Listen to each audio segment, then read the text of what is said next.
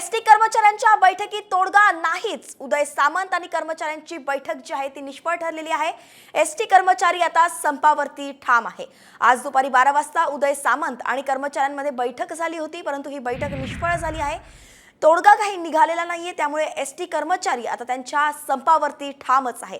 म्हणून ऐन सणासुदीच्या काळात गणेशोत्सवाच्या तोंडावरती प्रवाशांचे हाल होणार असल्याचं कळतंय। वैदेही काणेकर आपल्या प्रतिनिधी आपल्या सोबत जोडल्या गेल्या आहेत। वैदेही, नेमकं काय झालं, का झाली ही बैठक निष्फळ? नक्कीच आपण बघतोय तब्बल 2 तास जी आहे ती उदय सामंत यांच्यासोबत एसटी संघटनांची बैठक चालू होती। मात्र या बैठकीमध्ये काही ठोसपणे निर्णय घेतला गेला नसल्याची माहिती सध्या सूत्रांकडून मिळते। त्याच्यामुळे बैठक ही जी आहे ती निष्फळ गेली असल्याचं सध्या माहिती जी आहे ती मिळत आहे।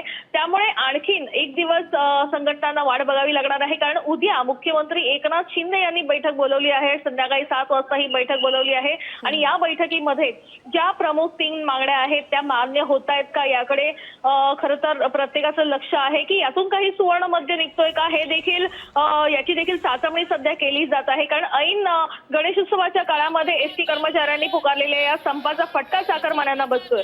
नक्कीच वैदेही, धन्यवाद या सविस्तर अपडेटसाठी। वेळोवेळी आपल्याकडून अपडेट घेत राहू। तर उदय सामंतांची आणि कर्मचाऱ्यांची आज बैठक झाली, मात्र ती निष्फळ ठरली आहे। 2 तास बैठकीतून काहीच निष्पन्न झालं नाहीये।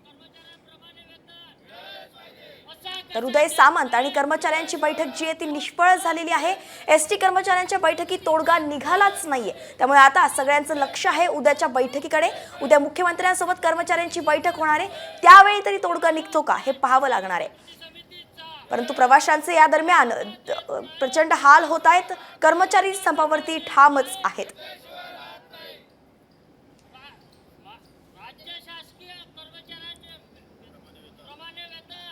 पाहतोय एसटी कर्मचारी संपावरती ठाम आहेत। उदय सामंत यांच्यासोबत बैठक झाली, परंतु ती निष्फळ झाली।